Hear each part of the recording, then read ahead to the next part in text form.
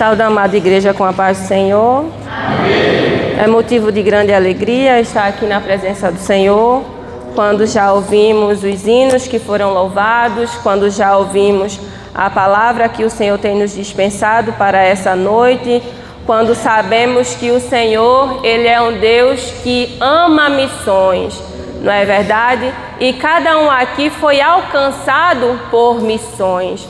Não é verdade? Sabemos que éramos um povo afastado do Senhor, mas pela sua infinita bondade, Ele nos enxertou, não é verdade? Através do sangue do seu Filho.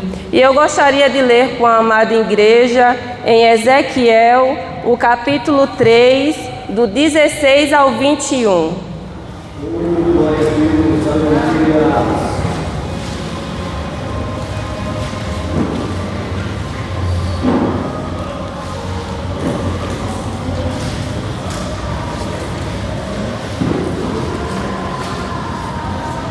Todos encontraram?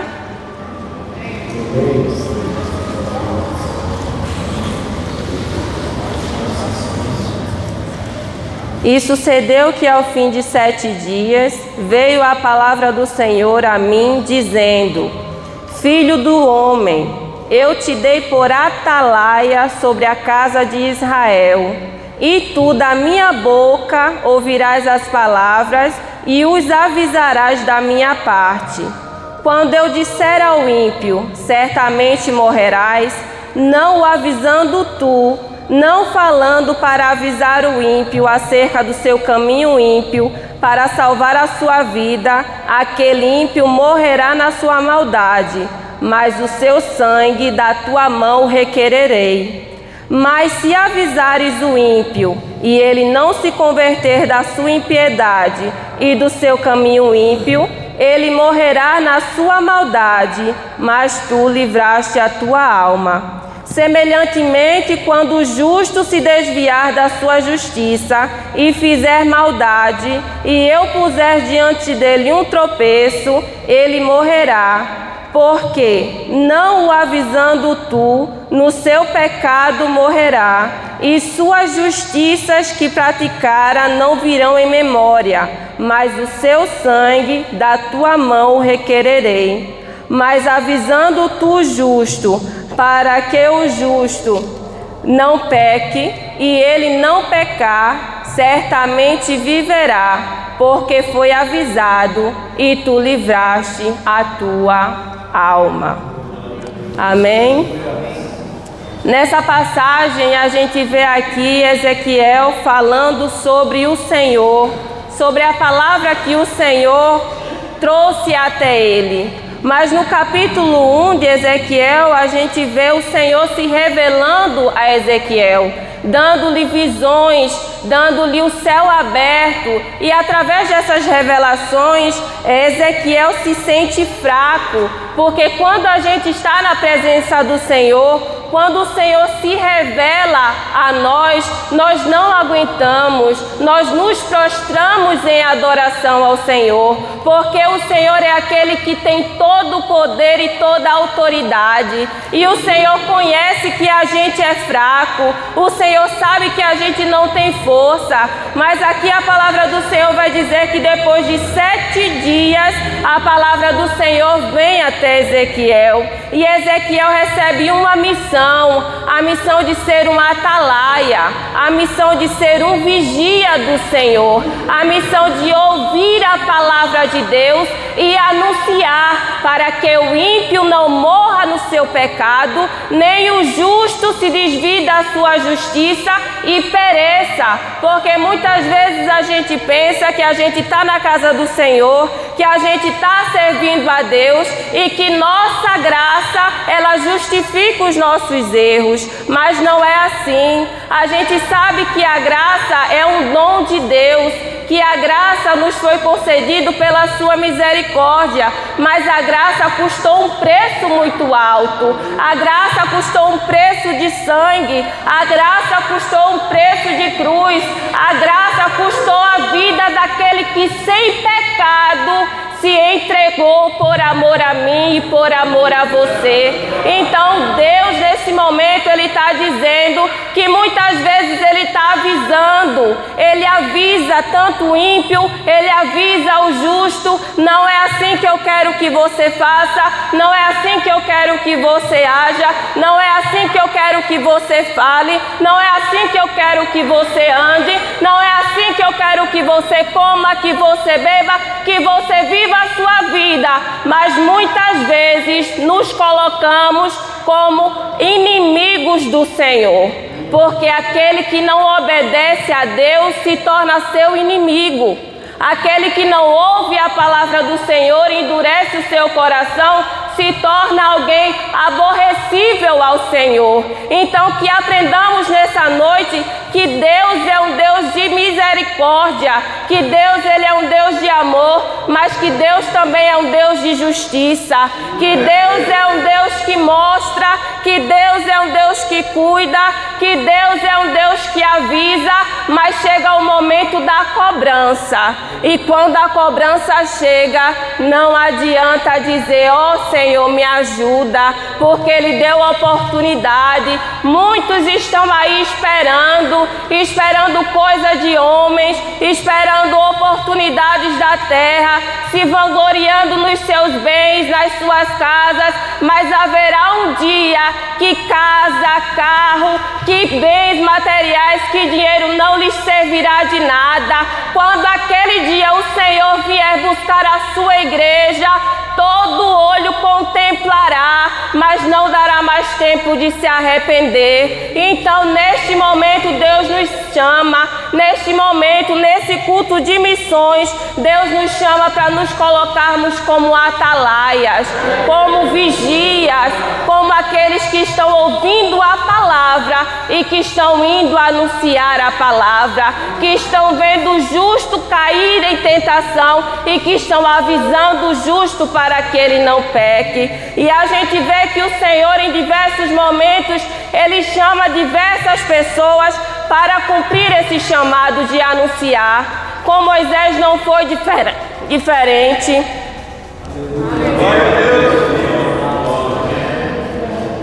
Vemos que quando Deus chama Moisés, Moisés já estava esquecido por muitos. Moisés ele estava no deserto apacentando as ovelhas do seu sogro. Ele era um príncipe no Egito, mas agora era um pastor de ovelhas. Ele antes era exaltado, mas agora estava no cargo mais humilde. Ele é aquele, irmãos, o Senhor é aquele que pega o homem do seu cargo mais elevado, humilha, mostra quem é o Senhor, trabalha na vida dele, mostra o caminho que tem que andar, lapida, ensina e faz com que ele cumpra a sua vontade. Quando o Senhor aparece a Moisés ele acha muito estranho como é que uma sarça que está pegando fogo não se consome, porque a palavra do Senhor diz que o Senhor é fogo, mas ele é um fogo diferenciado, ele é um fogo que aquece, ele é um fogo que nos mostra onde devemos mudar, ele é um fogo que queima os pecados, mas a palavra do Senhor também vai dizer que ele é um fogo consumidor. Naquele momento, Deus se revela a Moisés com autoridade e poder através do fogo, para que ele entenda que o Senhor tem poder e autoridade sobre todos os elementos, que independente dos deuses que ele havia ouvido falar antes, só há um Deus que tem poder, autoridade, domínio sobre todas as coisas. Então o Senhor, ele pede para que Moisés se posicione, porque ele tinha ouvido o clamor do povo, ele tinha visto a aflição do seu povo lá no Egito, e ele diz que naquele momento ele queria que Moisés fosse libertar o seu povo, e Moisés, olhando para si, para sua incapacidade, coloca diante de Deus os seus problemas. Mas Senhor, eu sou um homem pesado de língua, Senhor, eu não sei falar, e o Senhor fala, eu serei contigo. contigo, eu serei contigo, esses sinais te seguirão. O que tu tens na tua mão, Moisés? Um cajado, Senhor. Então coloca esse cajado no chão e o cajado se transforma em uma cobra. E o Senhor manda Moisés pegar o cajado pela parte de baixo, e quando Moisés pega, ele se transforma novamente em um cajado. Deus dá sinais a Moisés que seria com ele, mas Moisés naquele momento, como nós, muitas vezes duvida da sua capacidade, não coloca o Senhor como seu direcionador, como seu comandante, não coloca o Senhor na frente e diz: mas Senhor, envia outro, porque eu não sei falar. Senhor, envia outro, porque eu não sei como me expressar. Senhor, envia outro, porque eu não sou boa o suficiente. Senhor, envia outra, porque o Senhor sabe dos meus erros, das minhas falhas. Mas o Senhor, naquele momento, olha para Moisés e diz: quem fez a boca do homem, Moisés? Quem fez o mudo? Quem fez o cego? Quem é que fez aquele ouvir? Não é Arão, teu irmão? Eu pedi para você ir, eu quero que você vá. Naquele momento, Moisés entende que ele não poderia mais recusar, que não era questão da sua incapacidade, mas era na sua incapacidade que todos veriam a glória do Senhor em sua vida. Então, nesse momento, a gente vê que muitas vezes o Senhor nos chama para apregoar a sua palavra, para sair por aí falando aquilo que nós aprendemos em sua casa, para sair por aí dando testemunho daquilo que o Senhor nos direciona. Mas a gente, como covardes, abaixamos a cabeça e dizemos: não podemos, Senhor. Ou muitas vezes nos escondemos, ou muitas vezes questionamos o agir de Deus, ou muitas vezes achamos que é por nossa causa, é por nossa vida que Deus vai fazer alguma coisa. Mas a Bíblia vai nos dizer que é tudo para a glória do Senhor, é tudo para o nome do Senhor ser glorificado. Não somos nada, não temos nada, mas o Senhor é poderoso e Ele é fiel para cumprir. Então, se o Senhor falou que Ele vai na nossa frente, Ele vai na nossa frente. Se o Senhor falou que Ele nos vai mostrar o caminho, Ele nos mostra o caminho. Se o Senhor falou que Ele vai libertar com mão forte, com braço estendido, Ele vai libertar com mão forte e braço estendido. Mas o Senhor muitas vezes se encontra com pessoas que fogem. O Senhor muitas vezes se encontra com pessoas que, com o coração endurecido, por falta de amor, não querem pregar a palavra do Senhor. Não querem que o irmão que não é da sua mesma denominação encontre a verdade. E a gente vai ver em Jonas, quando o Senhor fala a Jonas: Jonas, levanta-te e vai até Nínive e fala para aquela cidade que eu vou descer sobre ela e a destruirei. Mas a gente vê Jonas indo de imediato fazer a vontade do Senhor. Jonas vai naquele mesmo momento cumprir a vontade do Senhor, porque muitas vezes a gente vem para a igreja, a gente ora, a gente levanta a mão, mas quando o Senhor diz vai, a gente foge. Quando o Senhor diz eu quero que você faça, a gente se esconde. Quando o Senhor diz é assim que eu quero que você trabalhe, a gente diz eu vou fazer do meu jeito. Mas com a história de Jonas a gente aprende que não é do nosso jeito, que não é conforme a nossa vontade. Porque Jonas, ele pega o navio. A ideia de Jonas era chegar até Tarsis. A ideia de Jonas era se esconder da presença do Senhor. Mas o salmista vai dizer: aonde me esconderei da tua presença? Para onde fugirei dos teus olhos? Como eu me esconderei? Porque se eu subir aos céus, ali tu estás. Se eu me esconder no mais profundo mar, ali tu esconder. Ele tenta se esconder do Senhor, mas ninguém se esconde, porque a palavra do Senhor vai dizer que seus olhos são como chamas de fogo. A sua palavra vai dizer que Ele é aquele que está no futuro, Ele é aquele que está no presente, Ele é aquele que é o alfa, o ômega, o início e o fim, o primeiro e o último. A palavra do Senhor vai nos dizer que Jonas tenta, mas ele não consegue. E por causa de Jonas, por causa da falta de obediência de Jonas, a gente vê algumas pessoas sofrendo. Porque Deus levanta uma tempestade e enquanto os outros estavam desesperados tentando se salvar, Jonas estava dormindo.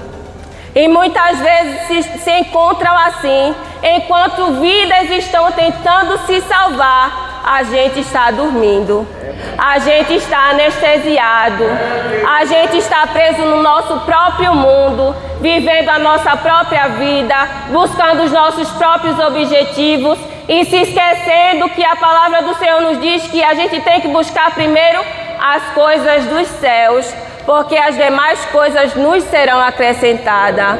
Foi louvado o hino aqui que nos pergunta: quantas almas poderemos apresentar ao Senhor? Quantas almas poderemos mostrar ao Senhor? Senhor, essas almas eu ganhei para Ti através do Teu nome.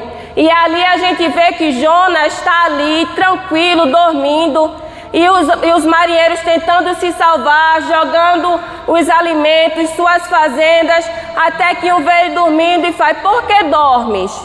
Declara-nos qual é a tua nação, qual é o Deus que tu serves, implora Ele, porque talvez Ele nos salve. Então quando ele diz: eu temo ao Senhor, eu temo ao Deus Todo-Poderoso, Criador dos céus e da terra, eles ficaram com medo porque ele tinha declarado que tinha fugido da presença do Senhor. E eles perguntam a ele: o que nós iremos fazer para que essa tempestade pare, para que esse sofrimento acabe? Porque muitas vezes causamos sofrimento na vida de quem está perto da gente por não obedecer, por não ouvir a palavra do Senhor, por não ir e pregar o evangelho a toda criatura, porque aquele que é escolhido, ele não tem escolha, ele tem que fazer a vontade do Senhor, porque se não fosse assim, o Senhor não teria ido atrás de Jonas, o Senhor não teria mostrado a Jonas quem é que mandava, quem é aquele que tem autoridade, quem é aquele que pode, quem é aquele que acalma o mar, mas que também faz a tempestade vir sobre a sua vida. Então aqueles homens, eles jogaram Jonas no mar. Eles jogaram Jonas no mar, Deus preparou um peixe, o peixe engoliu Jonas. Jonas passou 3 dias no ventre do peixe, como a gente sabe. Mas será que passar 3 dias no ventre do peixe foi algo agradável? Foi algo bom para Jonas? Foi algo que o fez entender: não, a escolha que eu fiz foi certa? Não, ele percebeu ali que não adianta ir contra a vontade do Senhor, porque a palavra do Senhor vai dizer que bem sei eu que tudo tu podes e que nenhum dos teus pensamentos pode ser impedido. E naquele momento de dor e de sofrimento, Jonas ergue um clamor a Deus, e através daquele clamor Deus o ouve, e através daquele clamor Deus dá uma ordem ao peixe, e o peixe vomita Jonas na praia, e o Senhor fala pela segunda vez a Jonas: Jonas, levanta-te e vai até a cidade de Nínive. Mas por que Jonas não queria ir até a cidade de Nínive? Por que Jonas não queria cumprir a palavra do Senhor? Ouvimos aqui que muitos estão com o coração endurecido. Muitos estão com o coração endurecido de modo que não amam mais o próximo. E Jonas estava com o coração endurecido.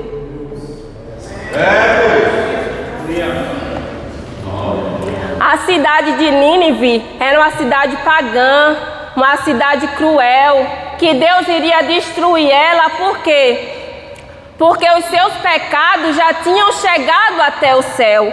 Para uma cidade cometer tanto pecado que chegou até Deus, então não era pouco pecado. eram grandes atrocidades, eles eram um povo sanguinário, e o Senhor naquele momento iria destruir Nínive, do mesmo modo que destruiu Sodoma e que destruiu Gomorra. Mas o Senhor, antes de destruir, Ele avisa, porque Ele é misericordioso, porque Ele não quer que ninguém se perca, antes que todos sejam salvos. Então, quando o Senhor Ele ordena a Jonas que vá novamente, Jonas vai. Jonas vai e ele vai começar a pregar a palavra, ele vai começar a anunciar a palavra. E a gente vê que o rei, ele se comove, ele se converte, ele se arrepende e apregoa um jejum. Um rei ímpio, um rei iníquo, acreditou através da palavra, da pregação da palavra que Deus tinha dado a Jonas. Ele acredita, apregoa um jejum onde todo mundo tinha que jejuar, tanto homens quanto animais, para que porventura o Senhor se arrependesse do mal que traria sobre aquela cidade. E eu pergunto, Deus se arrepende do mal que traz?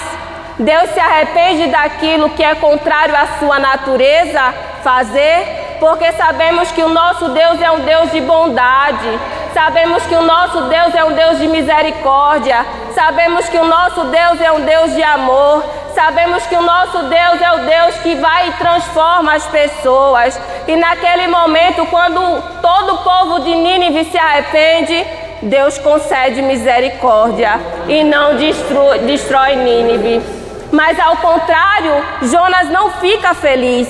Jonas fica emburrado, Jonas fica com raiva e fala: eu sabia que tu és um Deus misericordioso, que tu és um Deus bondoso, que tu és um Deus pacífico, que tu és um Deus longânimo, e que o Senhor concederia misericórdia a esta cidade. Então a gente vê que Jonas, ele queria o mal daquela cidade. Jonas queria que o Senhor trouxesse a destruição para aquela cidade, de um modo que ele fica esperando o Senhor trazer o mal. E quando ele vê que não acontece, ele pede a morte. E o Senhor pergunta: Jonas, por qual motivo tu estás dessa forma? É porventura propício você ficar desse jeito? E Jonas diz sim. Jonas diz que é. Deus faz crescer uma árvore ao lado dele e Jonas fica muito feliz. Mas no outro dia Deus manda um bicho e aquela árvore se seca. E ele fica muito entristecido, com mais raiva. E o Senhor diz: por que tu tens misericórdia, compaixão de uma árvore que não tivesse nenhum trabalho, que não tivesse que plantar, que não tivesse que regar? E eu, como um Deus misericordioso, não vou ter piedade nem compaixão da cidade de Nínive, que era quase 120 mil pessoas. Então aqui a gente vê que não é só no Antigo Testamento, que não é só nos dias de hoje, mas que desde antes mesmo do Senhor Jesus vir, tinha servos do Senhor endurecidos. Mas o Senhor é aquele que quebra, porque Ele é martelo que esmiuça a penha. Ele é aquele que concede um coração novo, uma alma nova, que transforma, que sara. E a gente vê que o Senhor, Ele trabalha ao nosso favor. Ele trabalha de um modo lindo. Por quê? Porque chega um momento que ele entende que a humanidade não ouviria mais os homens. Então ele vem, ele próprio vem, em carne, em osso. A palavra do Senhor diz que o Verbo se fez carne e habitou entre nós. E vimos a sua glória como a glória do unigênito do Pai. Então o Senhor vem em palavras, em ações, em verdades, em atitudes nos mostrar qual é o verdadeiro amor.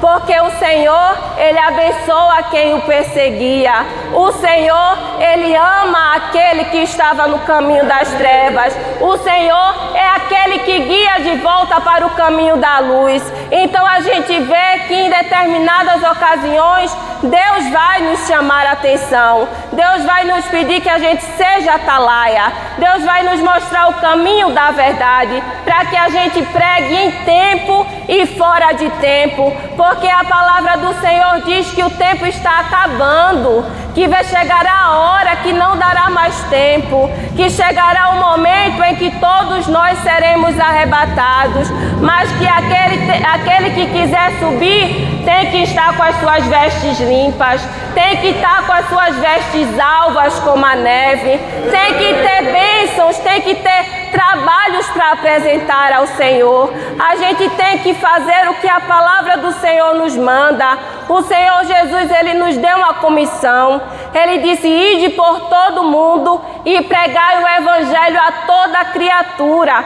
Quem crer e for batizado será salvo, mas ele diz que sinais seguirão aqueles que crerem, que expulsarão demônios, que pegarão em serpentes e que se beberem alguma coisa envenenada não lhe faria mal algum. Então a gente tem a promessa do Senhor de que estaremos protegidos ao pregar o evangelho, que estaremos seguros em suas mãos e que se porventura algo nos acontecer, não é o fim, é apenas o começo. A gente sabe que quando um crente morre aqui na terra, ele não morre, ele é semeado em corruptibilidade, para que ele renasça em incorruptibilidade, que o Senhor virá e transformará esse corpo que é cheio de pecados, que é cheio de traumas, que é cheio de impurezas, em algo imortal, que seremos como Ele o é. E foi para isso que o Senhor Jesus veio, para nos transformar, para nos dar o direito de aonde Ele estiver, que estejamos também. Mas Ele nos dá uma missão e Ele nos diz que temos responsabilidade sobre essa missão, que se pregarmos a palavra, que se falarmos do amor do Senhor e a pessoa se converter do seu mau caminho, que nós estaremos livres do seu sangue. Mas no momento que a gente vê alguém passando por uma necessidade e a gente se abstém de pregar a palavra, a gente se abstém de aproveitar a oportunidade de falar do nome do Senhor, de falar que o Senhor é um Deus de misericórdia, de falar que o Senhor é um Deus que liberta, de falar que o Senhor é um Deus que sara, de falar que o Senhor é um Deus que cura, de falar que o Senhor tem um lugar melhor para nós e que independente das circunstâncias, das dores, dos traumas, é Ele quem nos guiará.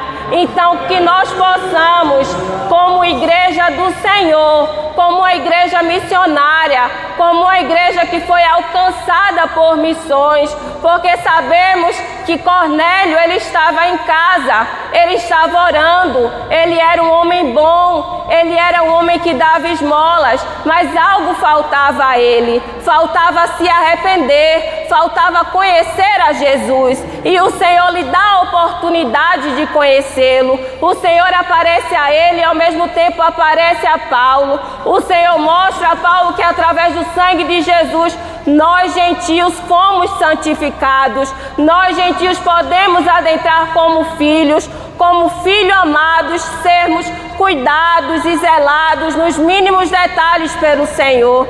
Então que possamos cumprir o ID do Senhor, o ID pregar o Evangelho, o ID falar que o nosso Deus é um Deus de misericórdia, que o nosso Deus é o único Deus, que o nosso Deus é o Deus que criou os céus e a terra e que quando Ele faz uma aliança, Ele é fiel para cumprir. Então que possamos nos posicionar neste tempo, porque o tempo está se esgotando. A gente sabe que tudo que tem acontecido hoje é uma demonstração daquilo que o Senhor falou para que não estivéssemos ignorantes sobre as coisas de hoje. Ele nos fala que o amor de muitos se esfriaria. Ele nos fala que muitas coisas aconteceriam, que existiriam guerras, rumores de guerras, mas que a gente não ficasse com medo nem preocupado, porque esse era o princípio das dores, mas que como igreja a gente recebeu uma promessa, e essa promessa diz que todo aquele que permanecer nos caminhos do Senhor, todo aquele que confiar no Senhor, que entregar a sua vida, que morrer para si mesmo todos os dias, terá a recompensa, que é uma coroa, que é um galardão, que é a vida eterna ao lado do Senhor. Então que possamos pregar a palavra do Senhor, que possamos ir e fazer o ide do Senhor, que possamos ser instrumentos do Senhor onde estivermos, que possamos refletir a glória do Senhor, que possamos ser aquilo que Deus nos chamou para ser, luz em um mundo de trevas. Eu agradeço a oportunidade, em nome de Jesus.